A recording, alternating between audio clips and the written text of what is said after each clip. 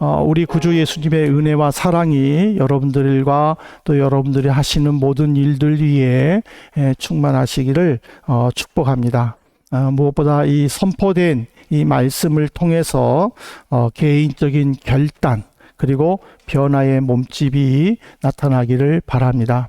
오늘 설교 제목을 날개를 펼치려면이라고 정했는데, 보통 이 날개를 펼친다라는 것은 새들이 더 높은 곳으로 날아가기 위해 날갯짓을 하고 그리고 날개를 쭉 펼치는, 그래서 사람이 어떤 일을 힘차게 행할 때 날개를 펼친다라는 그런 시적 표현을 씁니다.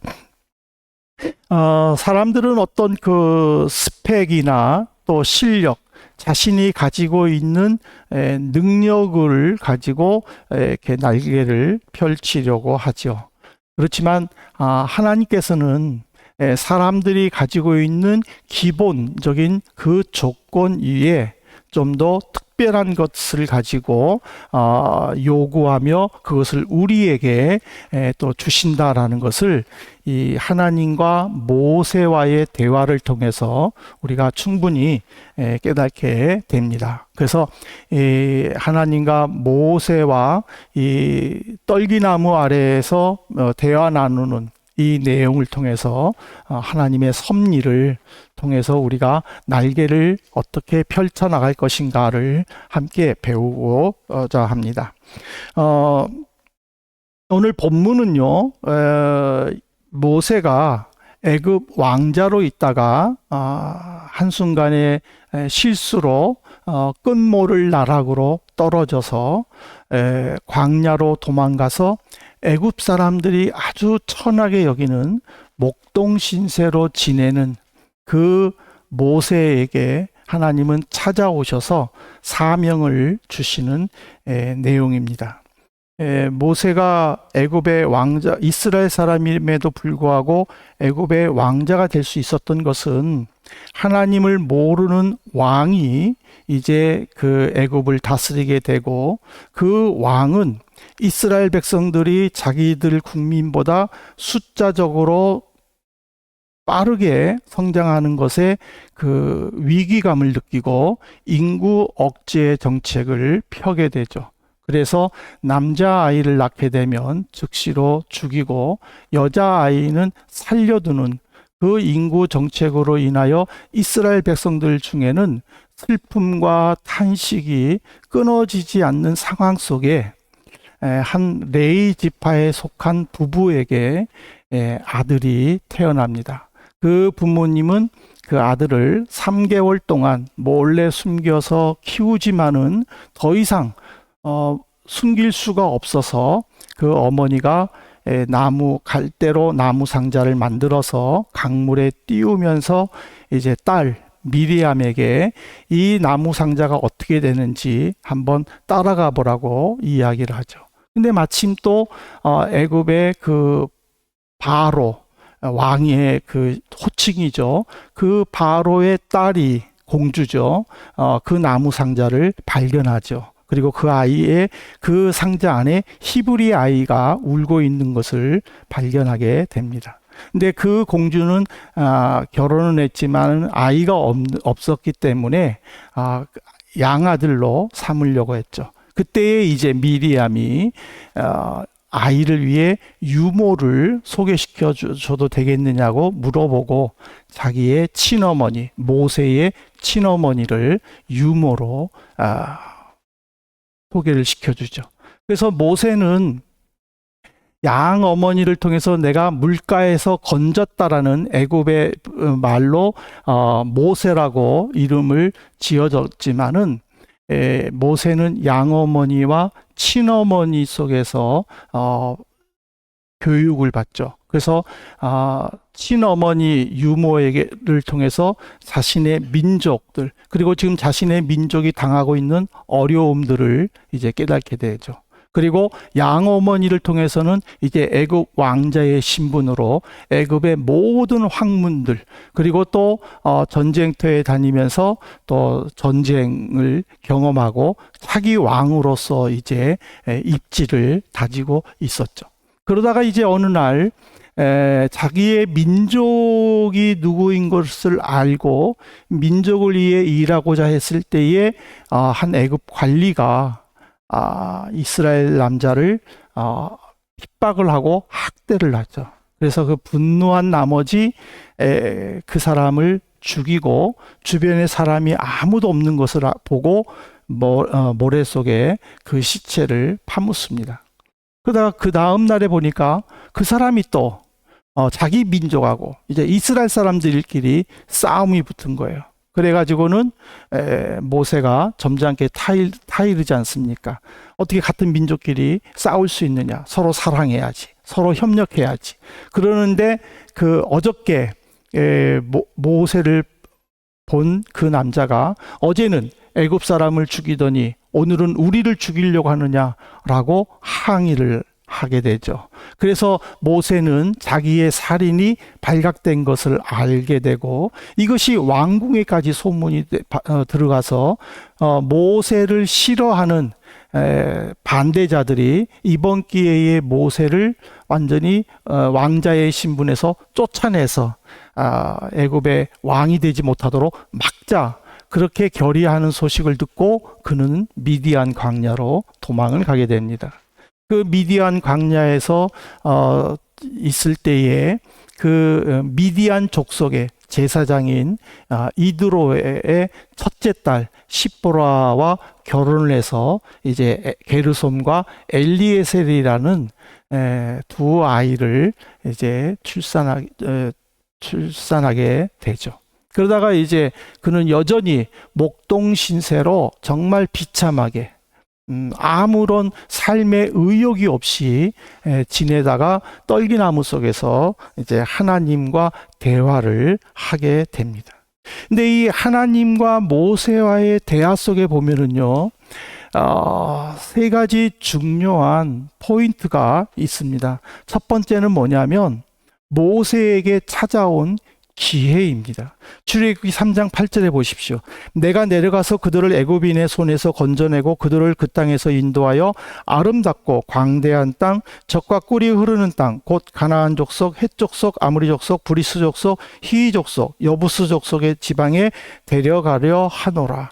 하나님께서 말하는 이 7 족속 가나안의 족속은요, 이미 아브라함 때부터 약속하신 젖과 꿀이 흐르는 땅이었고, 하나님은 이 땅을 이스라엘 백성들에게 아브라함 때부터 주겠다고 약속했지만은 오랜 세월, 최소 430년 이상의 세월이 흘렀음에도 불구하고 아직 허락하지 않다가 비로소 이스라엘 백성들이 애굽의 고욕으로 인하여 강제 노동으로 인하여 그 고통 속에 하나님께 부르짖을 때에 하나님의 응답의 모습입니다. 그런데 이스라엘 백성들이 부르짖을 때에 모세는 미디안 광야로 도망가서 40년 동안 지냈던 시기이기도 합니다.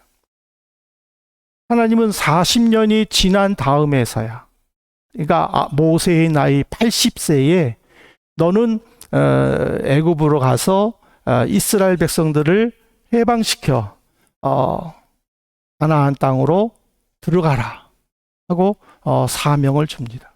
물론 모세가 젊었을 때, 즉 40살에 자기 민족을 구하기 위해 계획을 세운 그때에 하나님이 모세를 불렀다면은 그는 당연히 저 하겠습니다, 감사합니다 라고 말할 수도 있었을 거예요.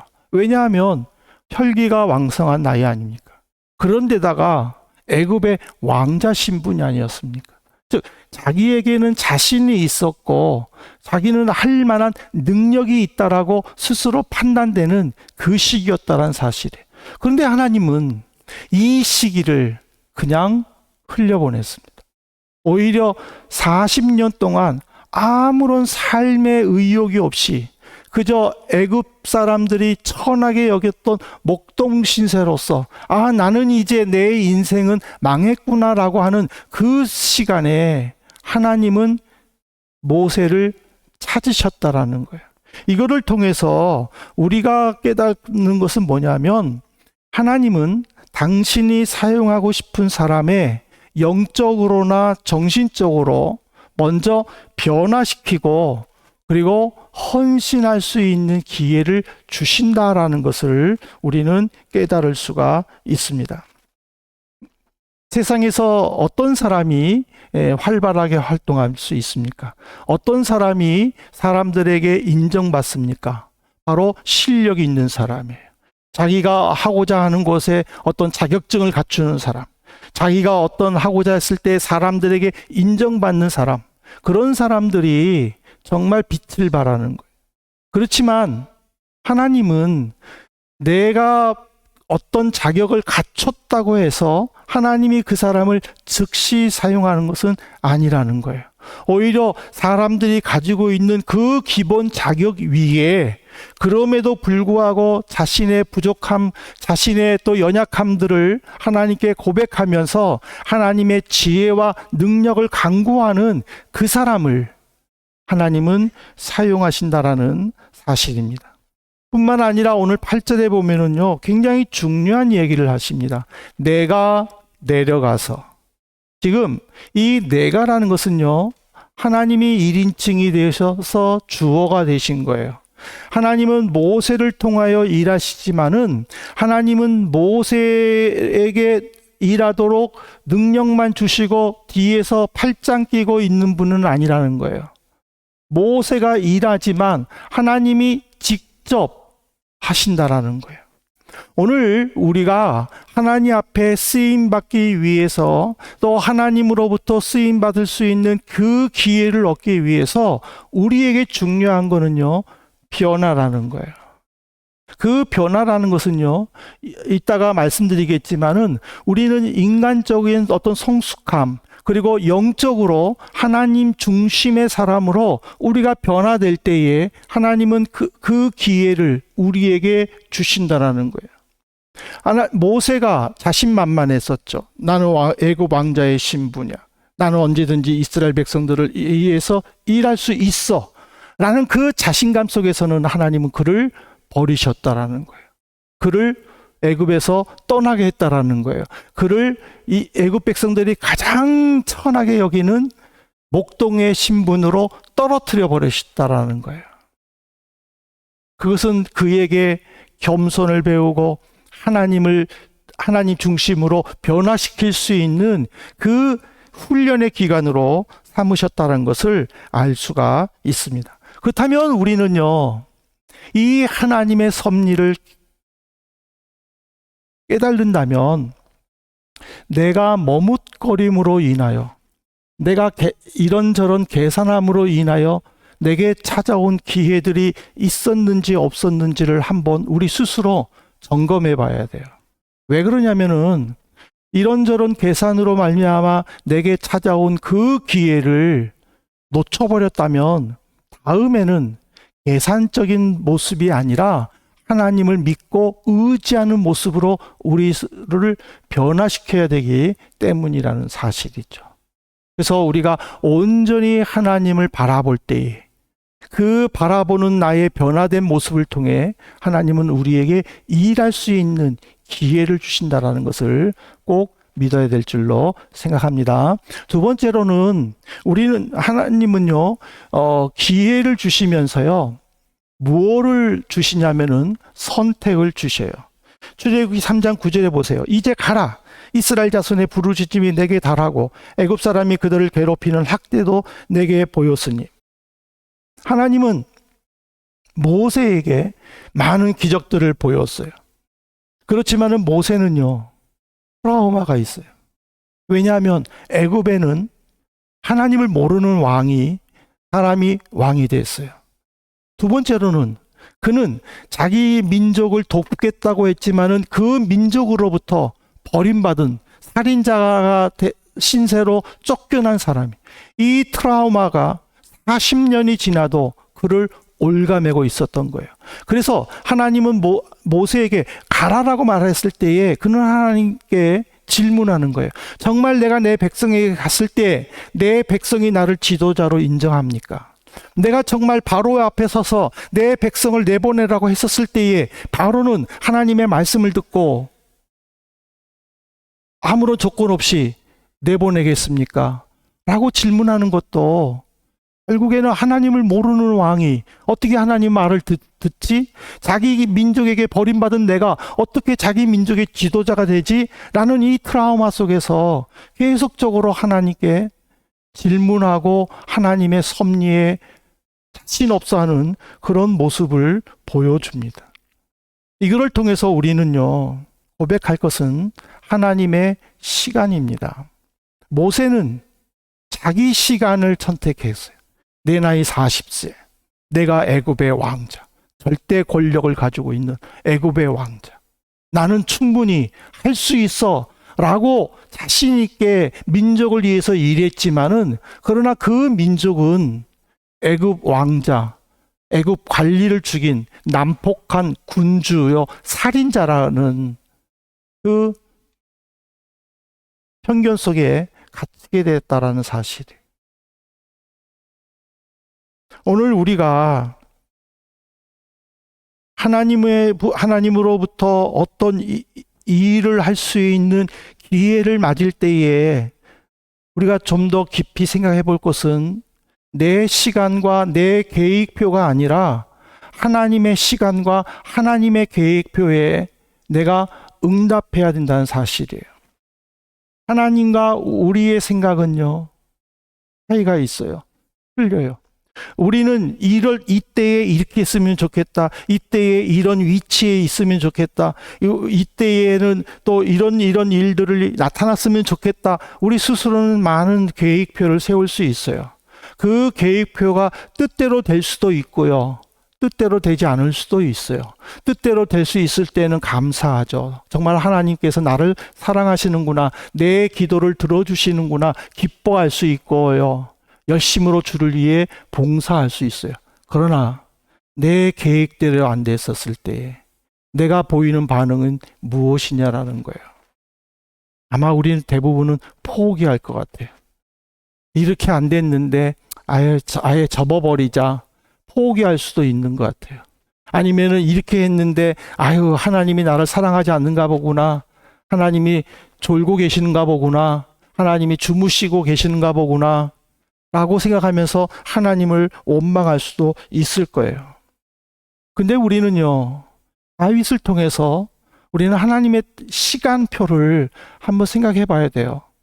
다윗은요, 어렸을 때에 사무엘 선지자로부터 기름 부음 받았다라고 기록되어 있어요. 그 어렸을 때가 성경에는 나오지를 않아요.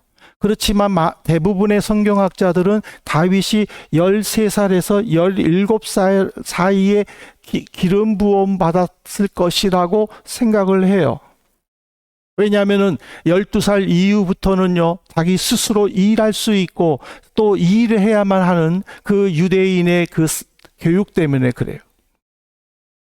근데 성경은요, 그가 왕이 되었을 때가 30세라고 했었어요.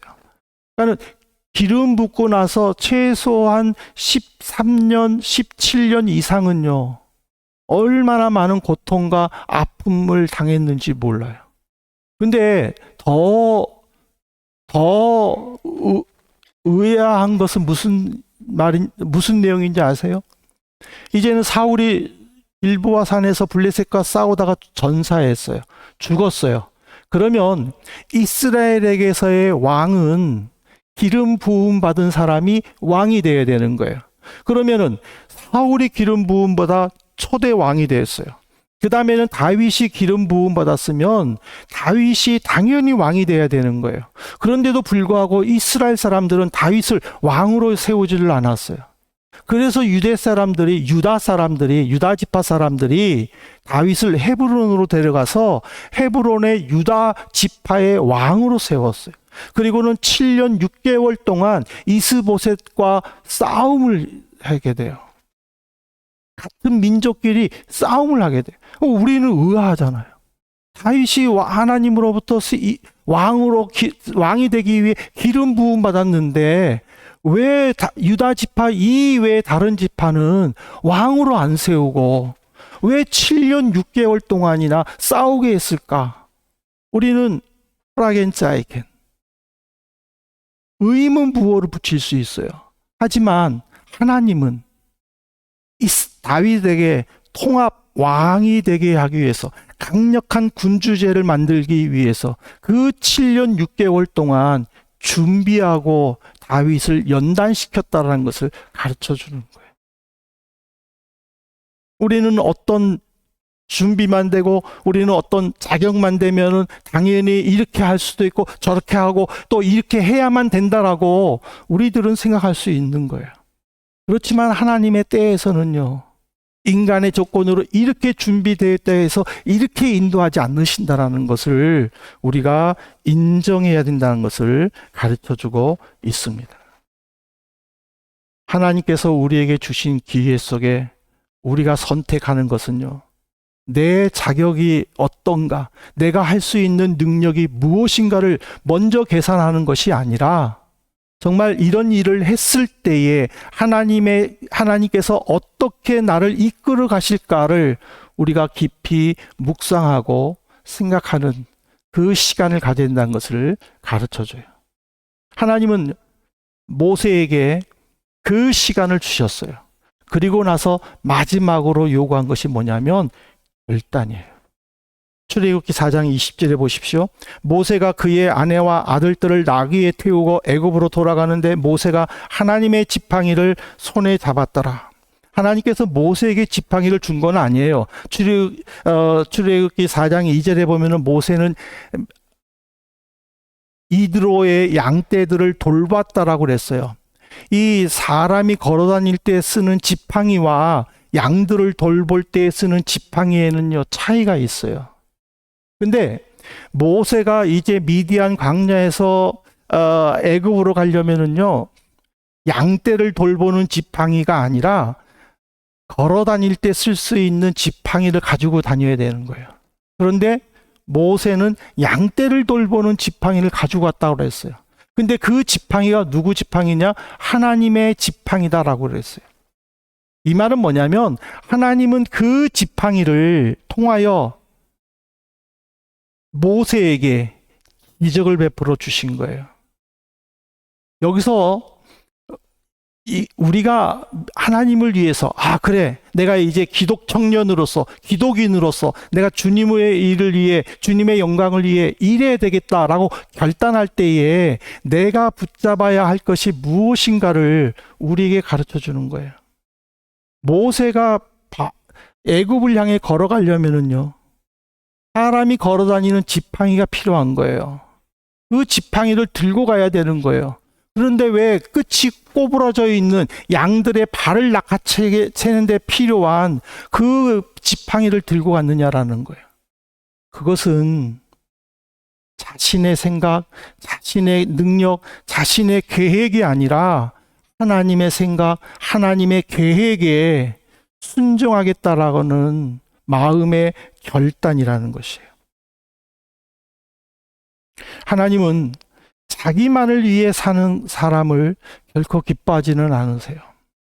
하나님은 자신의 삶을 위해서도 살아야 되지만 그러나 하나님의 영광을 위해 살겠다고 다짐하는 그 사람을 하나님은 더 기뻐하시고 그를 통하여 역사하시며 그와 함께 하시고 그에게 필요한 달란트와 능력들을 주셔서 그 일을 감당할 수 있다라는 거예요. 여러분들이 세운 목표 속에 과연 하나님의 이름이 들어가 있습니까? 여러분들이 하고자 하는 그 계획 속에 예수 그리스도의 은혜가 그 속에 들어가 있느냐라는 사실입니다. 사랑하는 성도 여러분, 기독교에서 변화는요, 인격적인 변화와 영적인 변화를 모두 포함합니다. 인격적인 변화라는 것은요, 성숙을 얘기해요. 그러나 영적인 변화는요, 내 중심에서 하나님 중심의 변화를 얘기하는 거예요. 우리 한번 생각해 보세요. 모세는 40세에 민족을 위해서 일하고 싶었을 때에 하나님은 그를 사용하지 않으셨어요. 근데 이제 80세라는 정말 활동하기에 불편한 힘든 그 나이에 왜 하나님은 모세를 부르셨지? 왜 하나님은 선택했지? 하나님은 왜 모세에게 기회를 주셨지? 이상하지 않나요? 이거는 우리의 삶 속에서 내가 그리스도를 위해 어떻게 살아가야 될지, 앞으로 내가 예수 그리스도를 위하여 어떻게 도전할지, 어떤 비전을 가져야 될지에 대한 삶의 방향성을 우리에게 가르쳐 주는 거예요. 우리 생각에는요, 모든 것이 완벽할 때에, 그리고 자신감이 넘칠 때에 하나님의 일을 잘할 수 있을 것이라고 생각해요.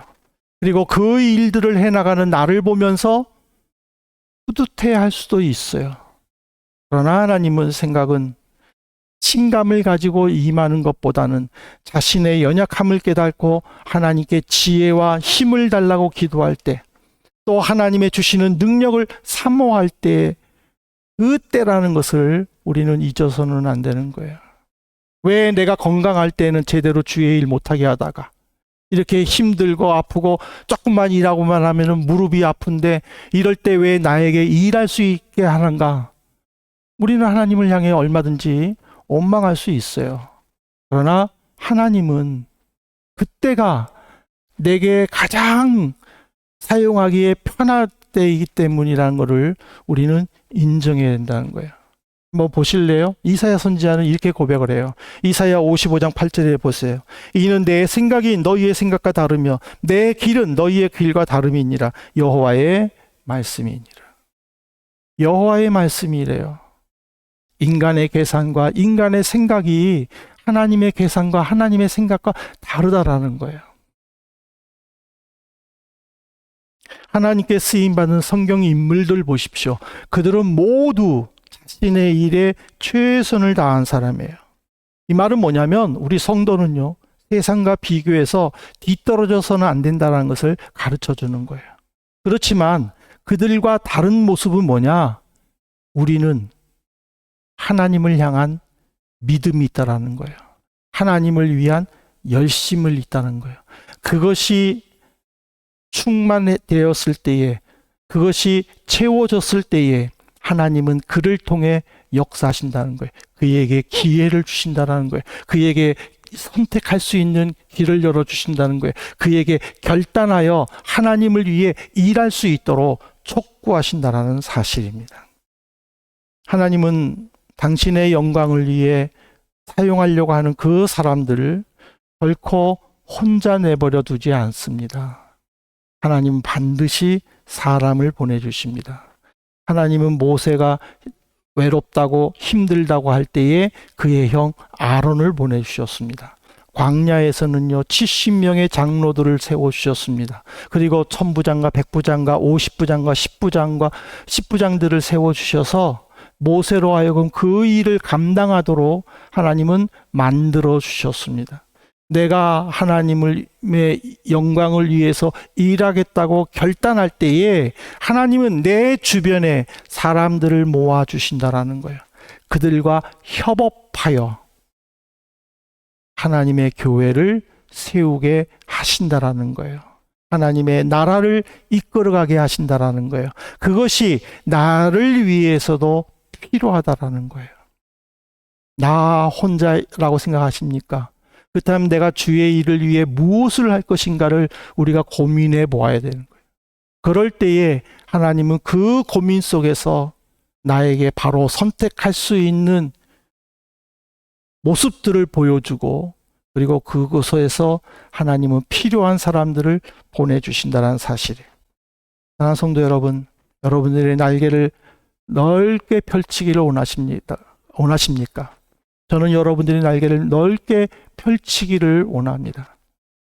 여러분들에게 찾아오는 기회를 찾기 전에 먼저 하나님 중심으로 변화되시기를 바랍니다. 인간적으로는 성숙하시기를 바랍니다. 겸손하여 주변 사람들과 함께 하려고 하는 그 모습을 하나님 앞에 보여주시기를 바랍니다. 그리고 하나님께서 선택을 요구하실 때에 여러분들이 믿음으로 결단하시고 믿음으로 발걸음을 내딛어서 여러분들의 그 일들 속에서 주변 사람들과 좋은 관계 속에 하나님의 영광이 나타나고 그 영광 속에 여러분들의 삶이 여러분들이 생각했던 그 목표들을 통하여 더욱 빛나는 우리 멋진 한민의 성도들 되시기를 주님의 이름으로 부탁합니다.